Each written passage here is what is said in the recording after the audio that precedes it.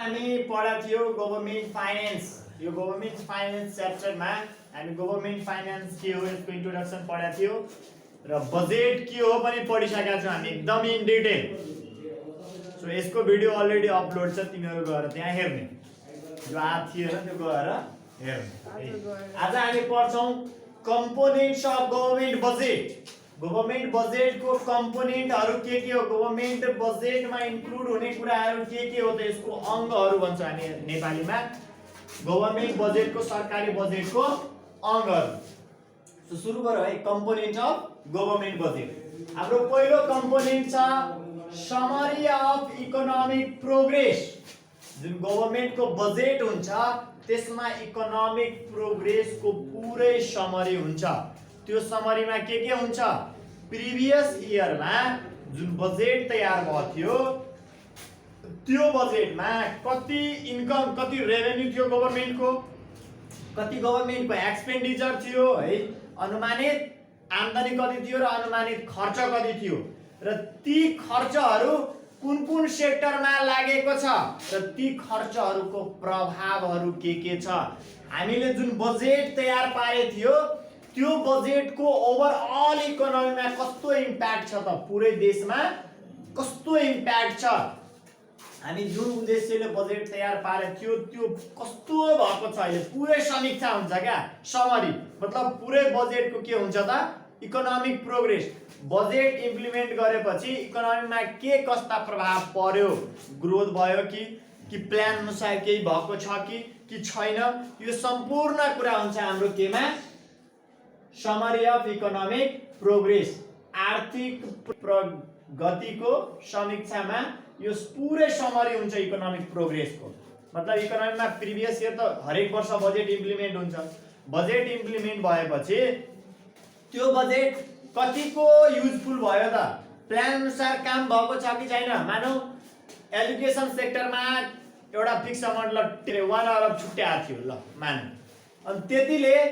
त्यो सोचेको जस्तो अपेक्षा गरेको जस्तो आएको छ कि छैन, पुरै रिभ्यू समरी हुन्छ क्या इकोनोमिक ग्रोथ। बुझ्यौ र ल। त्यसपछि दोस्रो हेरौँ है, अब्जेक्टिभ अफ द बजेट। हाम्रो दोस्रो बजेटको कम्पोनेन्ट हो, दोस्रो अङ्ग हो अब्जेक्टिभ अफ द बजेट। अब हरेक साल बजेट तयार हुन्छ, हरेक साल। अब यो बजेट तयार हुँदाखेरि त्यो बजेटको अब्जेक्टिभ हुन्छ, कुनै एउटा अब्जेक्टिभको लागि न प्लान तयार गर्छौँ हामी। सो त्यो अब्जेक्टिभहरू के का आधारमा हुन्छ त, देशको है, कन्ट्रीको पोलिटिकल, इकोनोमिकल र सोशल तीनटै कन्डिसनमा आधारित हुन्छ बजेटको उद्देश्य। कि यो बजेट तयार भएपछि बजेट भाषण हुने बेला पनि अपेक्षा गरेको हुन्छ नि, जीडीपीमा यति ग्रोथ होला, एजुकेसन सेक्टरमा यस्तो ग्रोथ हुन्छ होला, यस्तो भनेर अपेक्षा गरेको हुन्छ नि। सो ओभरअल जुन बजेट हुन्छ, बजेट इम्प्लिमेन्ट गर्ने हो, त्यो ओभरअल बजेटको उद्देश्य के हो त, त्यो के का आधारमा उद्देश्य तयार गरिएको हुन्छ, तीनटा कुरा है, political, economical and social condition. देशको सामाजिक, आर्थिक र राजनीतिक अवस्थाको आधारमा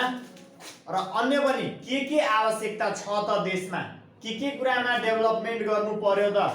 ती सम्पूर्ण कुराको आधार मानेर एउटा अब्जेक्टिभ तयार गरेको हुन्छ। त्यो अब्जेक्टिभलाई भन्छ हामी अब्जेक्टिभ अफ द बजेट। बुझ्यो पोइन्ट सेकेन्ड। त्यसपछि third, estimate of government expenditure. Third नम्बरमा हुन्छ हाम्रो तेस्रो जुन कम्पोनेन्ट छ, तेस्रो कम्पोनेन्ट हाम्रो estimate of government expenditure. Government अनुमान के रे, गभर्नमेन्टको एक्सपेन्डिचरको अनुमान, सरकारी खर्चको अनुमान, सरकारले कति खर्च गर्छ त्यसको अनुमान हुन्छ हाम्रो तेस्रो कम्पोनेन्ट हो एस्टिमेट अफ गभर्नमेन्ट एक्सपेन्डिचर। अब गभर्नमेन्ट मैले भने थिएँ बजेट के छ, याद छ नि बजेट के हो, एक वर्षको सरकारको सम्पूर्ण आम्दानी र खर्चको विवरण हो, अनुमानित है, एक वर्षको, एक आर्थिक वर्षको सरकारको अनुमानित खर्च र आयको विवरण हो। सो यो एस्टिमेटेड गभर्नमेन्ट एक्सपेन्डिचरमा खर्चको विवरण हुन्छ है, खर्च हुन्छ, तीन किसिमको खर्च हुन्छ गभर्नमेन्टको। एउटा त हुन्छ रिकरेन्ट एक्सपेन्डिचर, जसलाई हामी चालु खर्च भन्छौँ, अर्को हुन्छ क्यापिटल एक्सपेन्डिचर जसलाई हामी पुँजीगत खर्च भन्छौँ र तेस्रो हुन्छ हाम्रो फाइनान्सिङ एक्सपेन्डिचर फाइनान्सिङ पनि हो यो पनि फाइनान्सिङ के हो त एउटा एक्सपेन्डिचर हो गभर्नमेन्टको अब यो तीनटै बुझिहाल्यो रिकरेन्ट एक्सपेन्डिचर चालु खर्च भनेको डेली अपरेसनको लागि डेली जुन दिनहुँ कार्य सञ्चालनको लागि सरकारको जुन खर्च आवश्यकता पर्छ त्यसलाई हामी भन्छौँ रिकरेन्ट एक्सपेन्डिचर फर इक्जाम्पलको लागि बुझ सरकारले यत्रो कार्यालयहरू सरकारको छ त्यो कार्यालयहरूमा तलब है कर्मचारीहरूलाई तलब दिनको लागि त्यस्तै गरी सरकारले दिनहुँ केमा खर्च गर्छ जुन कार्यालयहरू छ त्यसलाई चलाउनको लागि खर्च लाग्छ सरकारमा यति मान्छे हुन्छ गएको त्यो सरकारको सम्पूर्ण कारोबारहरू दिनहुँ खर्च हुन्छ है सरकारको अफिसमा चियामा खाजामा जेमा पनि खर्च हुन्छ त्यो सबै दिनहुँ खर्च हो नि सो सरकारको डेली अपरेसनको लागि दिनहुँ कार्य सञ्चालनको लागि जुन खर्चको आवश्यकता पर्छ त्यो खर्चलाई हामी भन्छौँ रिकरेन्ट एक्सपेन्डिचर चालु खर्च यो चालु खर्च दिनहुँ भइरहेको छ डेली रूपमा हुन्छ अर्को चाहिँ हाम्रो क्यापिटल एक्सपेन्डिचर यसलाई भन्छ हामी पुँजीगत खर्च क्यापिटल एक्सपेन्डिचर क्यापिटल जोडेको छ नि एक्सपेन्डिचरमा त ध्यानमा राख्ने क्यापिटल एक्सपेन्डिचर भनेको त्यस्तो एक्सपेन्डिचर हो जुन कहिलेकाहीँ हुन्छ दिनहुँ हुँदैन र खास गरी गभर्नमेन्टले डेभलपमेन्ट एक्टिभिटिजको लागि डेभलपमेन्ट गर्नको लागि विकास गर्नको लागि जुन खर्च गर्छ यो ठुलो खर्च हो सधैँ हुँदैन कहिलेकाहीँ हुने खर्च हो जस्तै सरकारले पुल बनायो खर्च लाग्छ नि त्यसलाई हामी भन्न सक्छौँ क्यापिटल एक्सपेन्डिचर सरकारले कुनै बिल्डिङ बनायो त्यसमा खर्च लाग्छ नि त्यसलाई हामी के भन्छौँ क्यापिटल एक्सपेन्डिचर सो सरकारले यस्तो विकास यो गर्ने जति पनि विकासका कार्यहरू गर्छ त्यसका लागि जुन खर्च हुन्छ त्यो दिनहुँ खर्च हुँदैन डेली रूपमा हुँदैन कहिलेकाहीँ हुने खर्च हो त्यस्तो खर्चलाई हामी भन्छौँ क्यापिटल एक्सपेन्डिचर अथवा यसलाई यसरी पनि बुझ्न सक्छौँ हामी ह्युज अमाउन्ट जुन खर्च गरेको हुन्छ नि त्यो खर्चलाई हामी के भन्छौँ क्यापिटल एक्सपेन्डिचर बुझ्यौ त्यसपछि तेस्रो चाहिँ हाम्रो फाइनान्सिङ फाइनान्सिङबाट बुझ सरकारले जति पनि लोन लिएको हुन्छ है सरकारले लोन लिन्छ नि बोरिङ गरेको हुन्छ सरकारले सो सरकारले जुन लोन लिएको हुन्छ त्यो लोनलाई प्रिन्सिपल र इन्ट्रेस्टलाई लोनवाला प्रिन्सिपल र इन्ट्रेस्टलाई रिपेमेन्ट गर्नको लागि जुन खर्च गरिन्छ त्यसलाई भन्छौँ हामी फाइनान्सिङ बुझ्यौ र यसरी यो तीनटा खर्च भयो त्यसपछि चौथो नम्बरमा चाहिँ हाम्रो रेभेन्यू प्रपोजल के छ चौथो नम्बरमा रेभेन्यू प्रपोजल यसलाई भन्छ हामी राजस्व प्रस्ताव अब यहाँ त्यो एस्टिमेट अफ गभर्नमेन्ट एक्सपेन्डिचर मतलब सरकारको एक वर्षको अनुमानित खर्चहरू अब रेभेन्यू मतलब के छ एक वर्षको अनुमानित आम्दानीहरू एक वर्षको अनुमानित आम्दानीहरू सो यो अनुमानित आम्दानीहरूमा हेर सरकारले कहाँबाट आम्दानी कलेक्सन गर्छ त पहिलो चाहिँ हाम्रो ट्याक्स रेभेन्यू सरकारले ट्याक्सबाट रेभेन्यू कलेक्सन गर्छ सबैलाई थाहा छ ट्याक्स के हो कर है जुन कम्पलसरी कन्ट्रिब्युट गर्नै पर्छ सरकारलाई दिनै पर्छ कम्पलसरी गरेको हुन्छ हरेक देशमा सो जुन ट्याक्सबाट सरकारले आम्दानी कलेक्सन गर्छ सरकारको आम्दानी कलेक्सन गर्ने स्रोतहरू पनि सोध्यो भने यही हो है सरकारको आम्दानी कलेक्सन हुने सरकारको आम्दानी सङ्कलन हुने स्रोत हुन्छ त्यो स्रोत हो tax revenue non tax revenue foreign grants so tax रेभेन्यूमा के पर्छ डाइरेक्ट ट्याक्सहरू जति छ है ट्याक्सको रूपमा डाइरेक्ट ट्याक्स इनडाइरेक्ट ट्याक्स थाहा छ नि ट्याक्स के हो जस्तै हामी हेर है कमाउँछु हाम्रो आम्दानीबाट 1% सरकारले लिन्छ यो के हो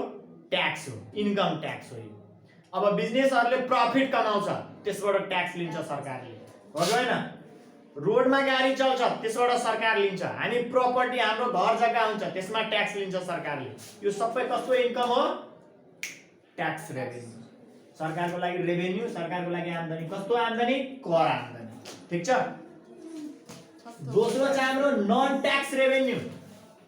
ट्याक्स बाहेक अन्य जहाँबाट सरकारलाई आम्दानी कलेक्सन हुन्छ आम्दानी आउँछ ती सम्पूर्ण आम्दानीलाई हामी भन्छौँ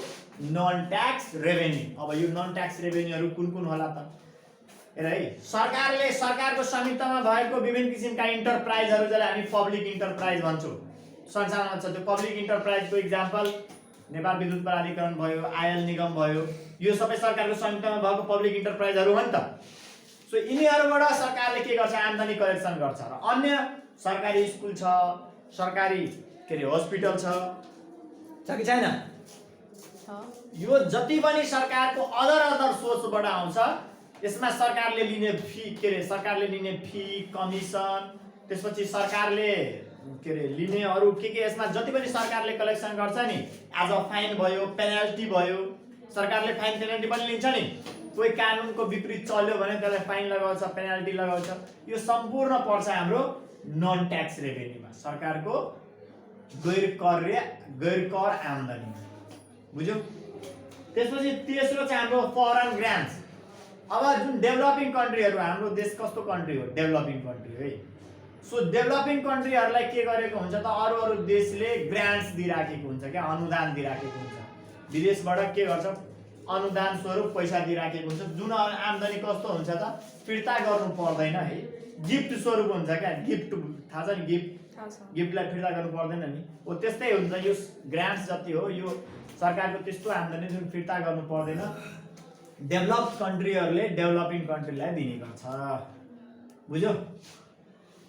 यो हाम्रो फरेन ग्रान्ट्स त्यसपछि पाँचौं नम्बरमा चाहिँ हाम्रो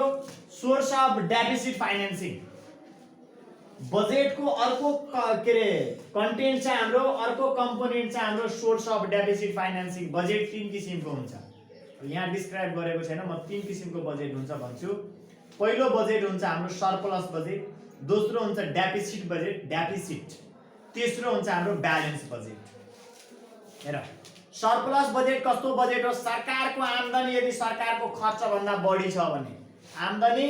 खर्च भन्दा बढी छ भने त्यस्तो बजेटले हामी भन्छौं कुन बजेट सरप्लस बजेट सरकारको खर्च आम्दानी भन्दा बढी छ आम्दानी भन्दा खर्च के छ बढी छ भने त्यति बेला त्यस्तो बजेट जुन तयार भएको हुन्छ त्यस्तो बजेटले हामी के भन्छौं डेफिसिट बजेट कुन बजेट डेफिसिट बजेट यस्ता बजेट हाम्रै देशमा बन्छ क्या जति पनि अविकसित कन्ट्रीहरु छ विकासोन्मुख देशहरु छ त्यस्तो देशमा डेभलपिङ कन्ट्रीहरुमा खास गरी यस्तै बजेट तयार भएको हुन्छ अरूबाट लोन लिएर अरूबाट पैसो लिएर यसो चलाउने गर्छ देशलाई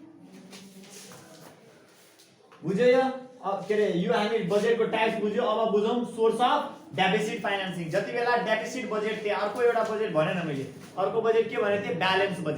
ब्यालेन्स बजेटमा जति आम्दानी त्यति खर्च दुईटै के हुन्छ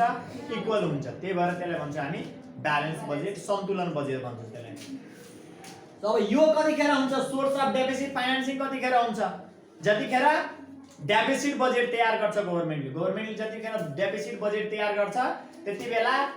आम्दानी भन्दा बढी खर्च हुन्छ सो आम्दानी जतिको खर्च हुनुपर्छ अनि न बजेट ब्यालेन्स हुन्छ सो बजेट ब्यालेन्स गर्नको लागि सरकारले के गर्छ फाइनान्स गर्छ जुन कम हुन्छ नि आम्दानी भन्दा कम जुन खर्च हुन्छ त्यो खर्चलाई आम्दानी जतिको बनाउनको लागि फाइनान्स गर्छ मतलब लोन लिन्छ ऋण लिन्छ त्यो ऋण इनसाइड द कन्ट्री पनि लिन्छ आउटसाइड द कन्ट्री पनि लिन्छ इनसाइड द कन्ट्री पनि आउटसाइड द कन्ट्री पनि लिन्छ त्यो विभिन्न किसिमको संस्थाहरुबाट व्यक्तिहरुबाट अरु देशहरुबाट यसरी सरकारले के गरेको हुन्छ ऋण लिएको हुन्छ त्यसलाई हामी भन्छौं डेफिसिट फाइनान्स